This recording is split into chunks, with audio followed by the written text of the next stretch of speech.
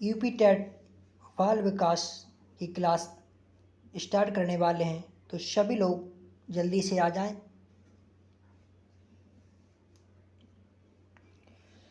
बाल विकास UP TET exam 2023 के लिए आज मैराथन क्लास रखी गई है सभी लोगों के लिए। जितने लोग यूपी टेट 2023 देने जा रहे हैं तो वो सभी लोग इस क्लास को ज्वाइन करें और यूपी टेट के अलावा REET, C TET, Haryana TET, Chhattisgarh TET, इन सभी लोगों के लिए आज की क्लास एक महत्वपूर्ण क्लास है। पहला प्रश्न स्क्रीन पर है, मैस्लो के अभिप्रेरणा सिद्धांत को कहा जाता है। मैस्लो के अभिप्रेरणा सिद्धांत को कहा जाता है आवश्यकता का सिद्धांत, शारीरिक सिद्धांत, दृढ़ इच्छा शक्ति सिद्धांत, अंतर्नोद का सिद्धांत। मैस्लो के अभिप्रेरणा सिद्धांत को कहते हैं आवश्यकता का सिद्धांत। क्या कहते हैं? आवश्यकता का सिद्धांत, थ्योरी ऑफ नेसेसिटी।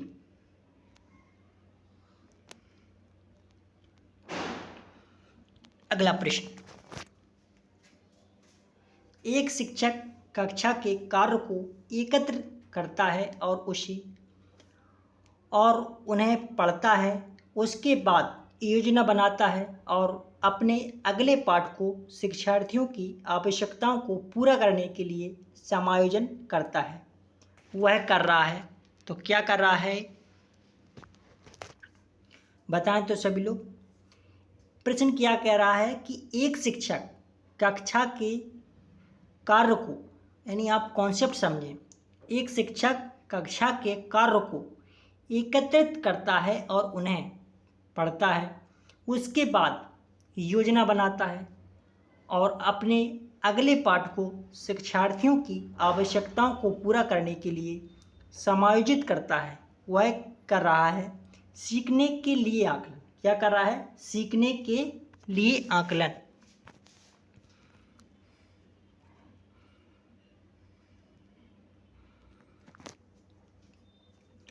प्रगतिशील शिक्षा के संदर्भ में निम्नलिखित में से कौन सा कथन जॉन डेवी के अनुसार समुचित है?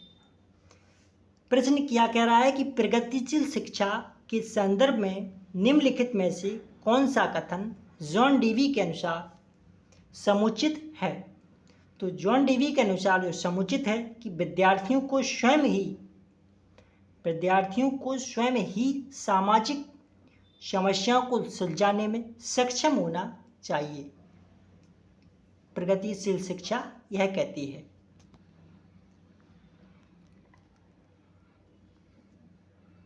अगला प्रश्न है, मूल प्रवृत्तियों को 14 प्रकार से किसने वर्गीकृत किया है? तो थांडाई को कहते हैं शिक्षा मनोविज्ञान के जनक।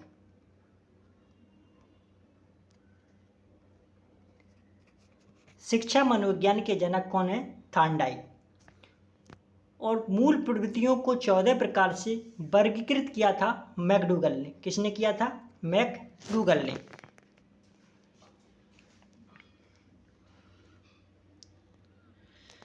संवेग एवं संज्ञान एक दूसरे से कैसे हैं? संवेग एवं संज्ञान हैं वो एक दूसरे से सन्निहित हैं। कैसे हैं? सन्निहित।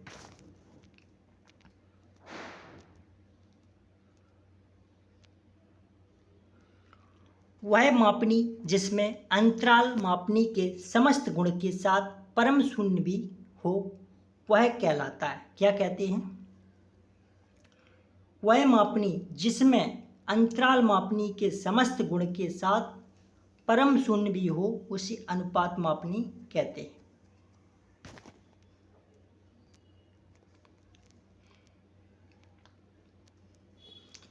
मनोविज्ञान की प्रथम प्रयोगशाला को किसने स्थापित किया था? मनोविज्ञान की प्रथम प्रयोगशाला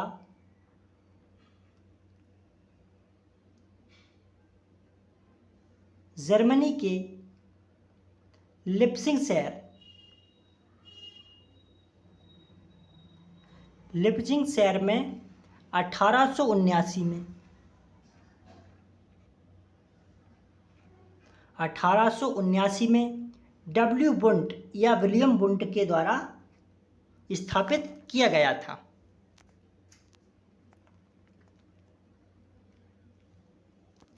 वर्तमान में निःशक्त बच्चों की शिक्षा के लिए कहा गया है। वर्तमान में निःशक्त बच्चों की शिक्षा के लिए कहा गया है समावेशी शिक्षा, ऐसी शिक्षा जहाँ पर पिछड़े बालक, सामान्य बालक, विकलांग बालक सभी एक ही जगह शिक्षा प्राप्त करें, उसे कहते हैं समावेशी शिक्षा। यानी साथ साथ में शिक्षा प्राप्त करें, चाहे वो गरीब बच्चा हो, अमीर हो, या पिछड़ा बालक हो या विकलांग हो, उन सभी के लिए कौन सी शिक्षा है? समावेशी शिक्षा।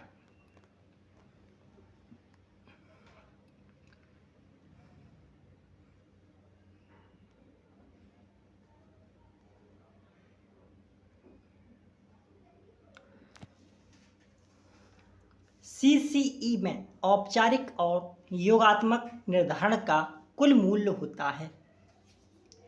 CCE में औपचारिक और योगात्मक निर्धारण का कुल मूल्य होता है। तो सबसे पहले मैं CCE का अर्थ बता दें। इसको कहते हैं सतत मूल्यांकन। इसका जो मूल्य होता है वो 60% यानी 40% और 60% होता है। अगला प्रश्न है, इनमें से कौन पाठचर्या NCF 2005 का मार्गदर्शी सिद्धांत नहीं है? इनमें से कौन पाठचर्या NCF 2005 का मार्गदर्शी सिद्धांत नहीं है? अंग्रेजी भाषा में शिक्षा देना ये मार्गदर्शी सिद्धांत नहीं है। 2005 NCF में नेशनल करिकुलम फ्रेमवर्क, NCF का फुल फॉर्म होता है। इसमें जो सिद्धांत दिए गए थे उनमें ज्ञान को स्कूल के बाहरी जीवन से जुड़ना, पढ़ाई को रटंत प्रणाली से मुक्त करना, ये भी था। बच्चों को चहुमुखी विकास के अवसर उपलब्ध कराना, ये भी था। लेकिन अंग्रेजी भाषा में शिक्षा देना ये नहीं था।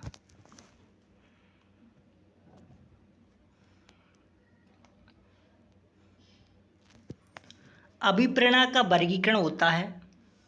अभिप्रेरणा का वर्गीकरण होता है कैसा? अभिप्रेरणा का वर्गीकरण जन्मजात तथा अर्जित दोनों प्रकार का होता है।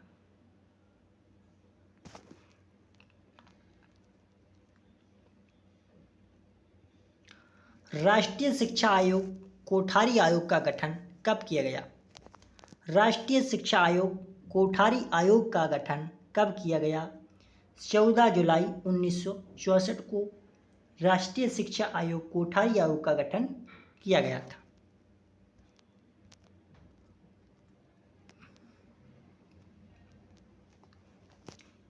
किस प्रकार की शिक्षा देने की बात वर्धा योजना में कही गई है?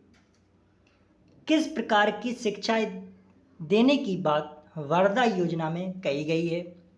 हस्त सिलाई की शिक्षा, इस शिक्षा की बात की गई है वर्धा योजना में।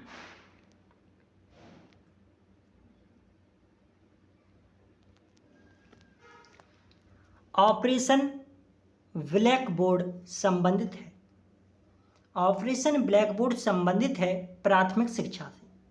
ऑपरेशन ब्लैक बोर्ड का संबंध किससे है? प्राथमिक शिक्षा से।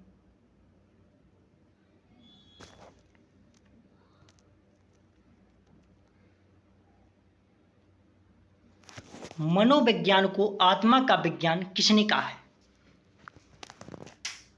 मनोविज्ञान को आत्मा का विज्ञान किसने कहा है? पहली मनोवैज्ञानिक प्रयोगशाला विलियम बुंट के द्वारा जर्मनी में खोली गई। व्यवहारवादी वाटसन है, व्यवहारवाद के जनक वाटसन है। और मनोविज्ञान को आत्मा का विज्ञान अरस्तू ने कहा है।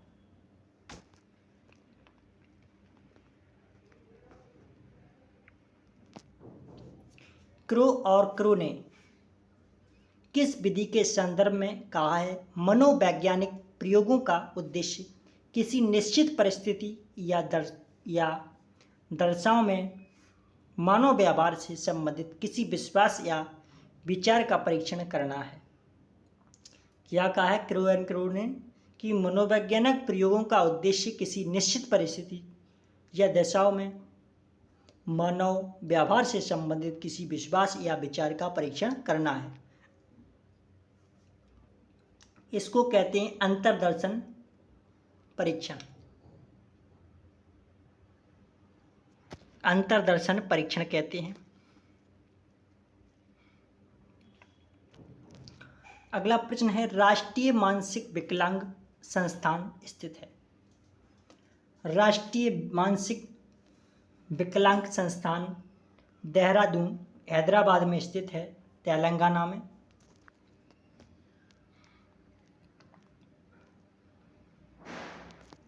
भारत में प्रथम मनोवैज्ञानिक प्रयोगशाला की स्थापना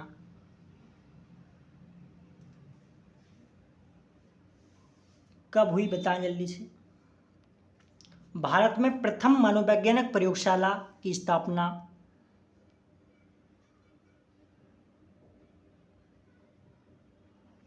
N.N. सेन गुप्ता ने की थी। नरेंद्र नाथ सेन गुप्ता ने कब? 1916 में।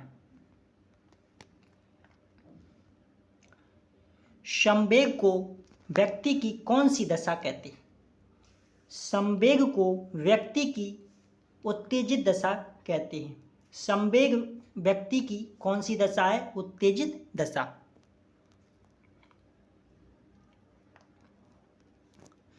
कौन सा संप्रदाय मनोविज्ञान को चेतना का विज्ञान मानता है? कौन सा संप्रदाय मनोविज्ञान को चेतना का विज्ञान मानता है? संरचनावाद एक ऐसा मनोवैज्ञानिक सिद्धांत है या संप्रदाय है जो कैसा मानता है? चेतना का विज्ञान।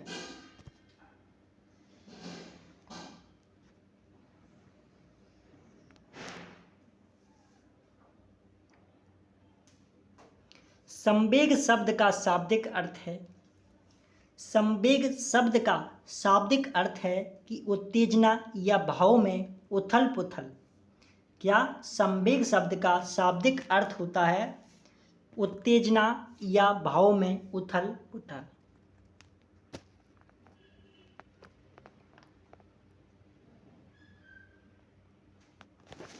ध्यान को केंद्रित करने की आंतरिक दशा है।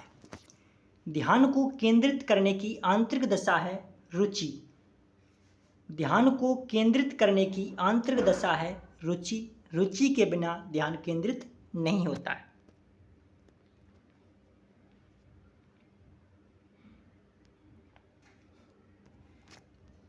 अगला प्रश्न, निम्न में से क्या समावेशी कक्षा में शिक्षक को भूमिका नहीं है? शिक्षक को बच्चों को प्रोत्साहित करना होना चाहिए। शिक्षक को सीखने में सक्षम को शिक्षक को सीखने में अक्षम को अतिरिक्त समय देना होना चाहिए। बच्चे की आवश्यकता के अनुरूप बैठने की पर्याप्त व्यवस्था करनी चाहिए। शिक्षक को निःशक्त बच्चों पर ध्यान नहीं देना चाहिए, ये नहीं होना चाहिए।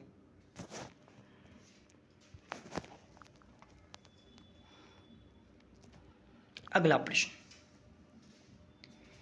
निम्न में से कौन सा संवेग का तत्व नहीं है? निम्न में से कौन सा संवेग का तत्व नहीं है? संवेदी एक संवेग का तत्व नहीं होता है।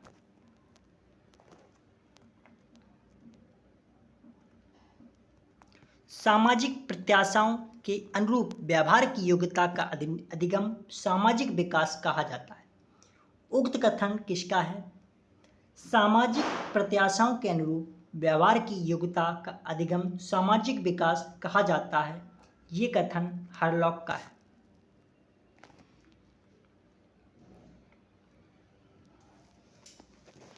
निम्नलिखित व्यक्तियों में से कौन अपने बच्चे या बच्चों को आंतरिक प्रेरणा दे रहा है। अपने व्यक्तियों में से कौन अपने बच्चे को या बच्चे को आंतरिक प्रेरणा दे रहा है। विज्ञान विषयों में सर्वोच्च अंक पाने पर राकेश कुमार पुत्र की प्रशंसा करते हैं। यह आंतरिक प्रेरणा है।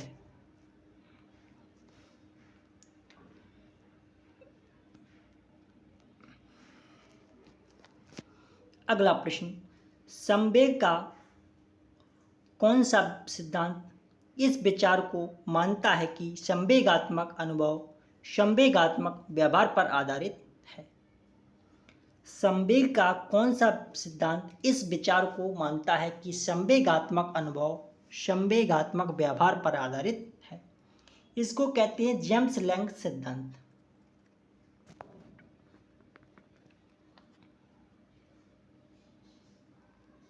अभिप्रेरणा का प्रत्याशा सिद्धांत किसके द्वारा दिया गया है।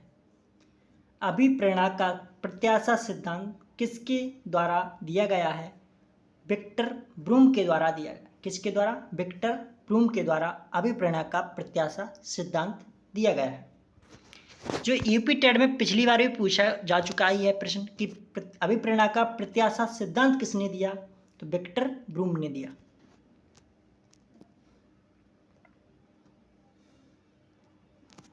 ब्रेल लिपि का प्रयोग निम्न में से किन के लिए किया जाता है। ब्रेल लिपि का प्रयोग दृष्टि बाधित व्यक्तियों के लिए किया जाता है, अंधे बालकों के लिए किया जाता है।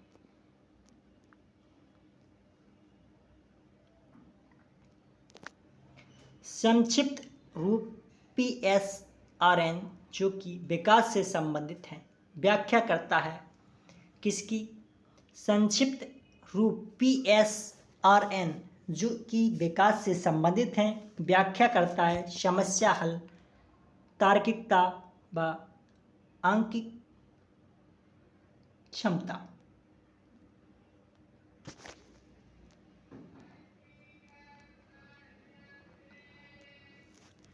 सहयोगात्मक रणनीति की किस श्रेणी में महिलाएं निम्न से संबंधित नहीं होती, तो यह क्रांति से संबंधित नहीं होती।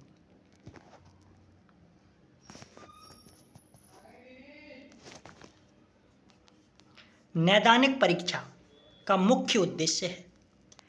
नैदानिक परीक्षा का मुख्य उद्देश्य है अकादमिक कठिनाइयों के कारणों का पता लगाना।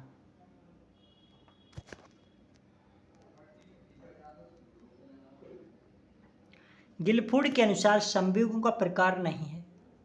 प्राथमिक, द्वितीयक या कृत्रिम ये तो होते हैं, लेकिन नवीन प्रकार नहीं होता है संवेग का गिलफोर्ड के अनुसार।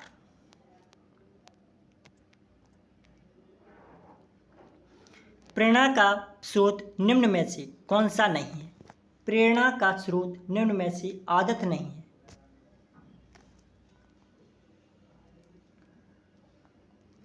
हस्तशिल्प की शिक्षा दी जानी चाहिए। हस्तशिल्प की शिक्षा दी जानी चाहिए पिछड़े बालक को। हस्तशिल्प की शिक्षा दी जानी चाहिए किसको, पिछड़े बालक को।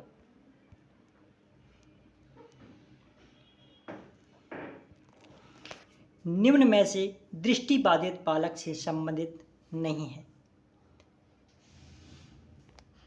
हियरिंग एड ये दृष्टिबाधित बालक से संबंधित नहीं है।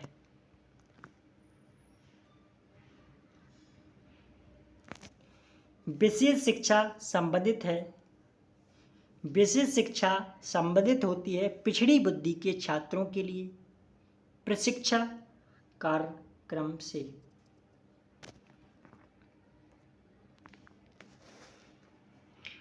निम्न में से जन्मजात अभिप्रेरणा नहीं है। निम्न में से जन्मजात अभिप्रेरणा नहीं है सुरक्षा।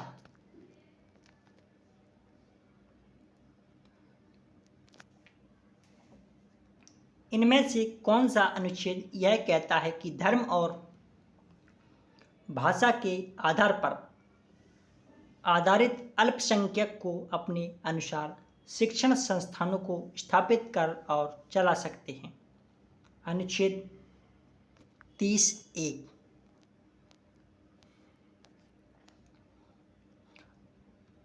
आकलन का प्राथमिक उद्देश्य क्या होना चाहिए?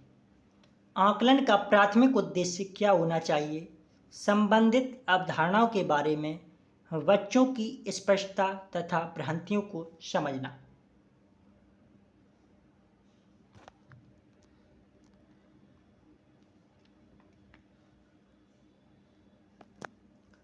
विद्यालय आधारित आकलन प्रारंभ किया गया था ताकि सभी विद्यार्थियों के संपूर्ण विकास को निश्चित किया जा सके।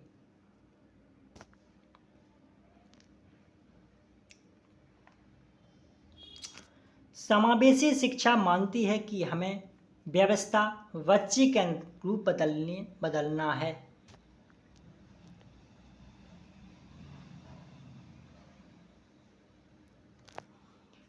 निम्नलिखित में से कौन सा विकल्प प्रगतिशील शिक्षा का सबसे अच्छा वर्णन करता है? निम्नलिखित में से कौन सा विकल्प प्रगतिशील शिक्षा का सबसे अच्छा वर्णन करता है? करके सीखना, परियोजना विधि, सहयोग से सीखना।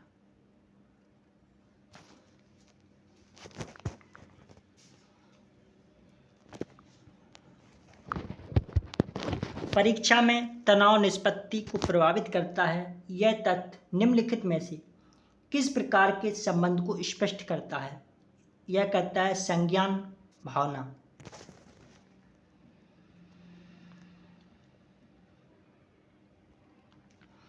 अधिगम में आकलन किस लिए आवश्यक होता है?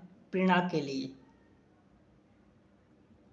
अधिगम में आकलन किस लिए आवश्यक होता है? प्रेरणा के लिए।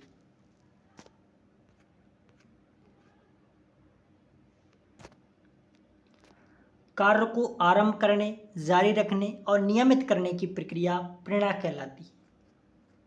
क्या कहलाती है? कार्य को आरंभ करने, जारी रखने और नियमित करने की प्रक्रिया प्रेरणा कहलाती है।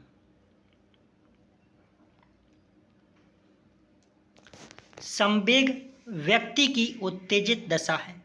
यह कथन निम्नांकित में से किसका है? संवेग व्यक्ति की उत्तेजित दशा है। यह कथन निम्नांकित में से वुडवर्थ का है।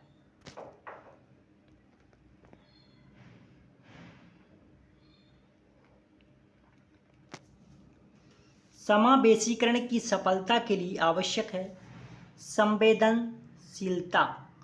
समावेशीकरण की सफलता के लिए आवश्यक है संवेदनशीलता।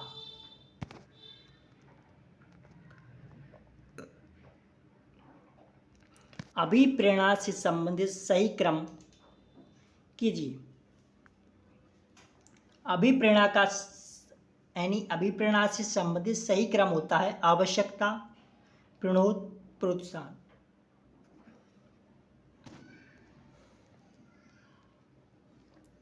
क्षेत्र सिद्धांत निम्न में से किस वर्ग का योगदान है? तो गेस्टाल्ट वादियों का है। और क्षेत्र सिद्धांत दिया था कुर्ट लेविन ने। किसने दिया था? कुर्ट लेविन ने।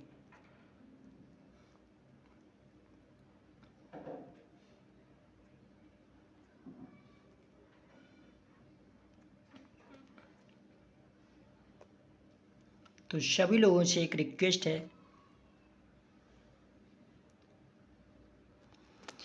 कि आप लोग टेलीग्राम चैनल से जुड़ें। टेलीग्राम चैनल का नाम है अनुष्का एकेडमी ग्वालियर। यहाँ पर आप लोगों को PDF प्राप्त होगी। इसे सब्सक्राइब यानी अनुष्का एकेडमी जो टेलीग्राम चैनल है उसे ज्वाइन करें। यहाँ आप सभी लोगों को PDF मिल जाएगी। और इस चैनल का नाम भी है अनुष्का एकेडमी ग्वालियर। यदि आप लोगों ने अभी तक चैनल को सब्सक्राइब नहीं किया तो चैनल को सब्सक्राइब करें। यूपी टेट 2023 में होने वाला उसकी यहाँ पर प्रिपरेशन कराई जा रही है। तो आप सभी लोग यदि तैयारी करना चाहते हैं तो Anushka academy Gwalior YouTube channel को सब्सक्राइब करें। अगली क्लास में फिर मिलते हैं। तब तक के लिए सभी लोगों के लिए अनुष्का एकेडमी की ओर से नमस्कार।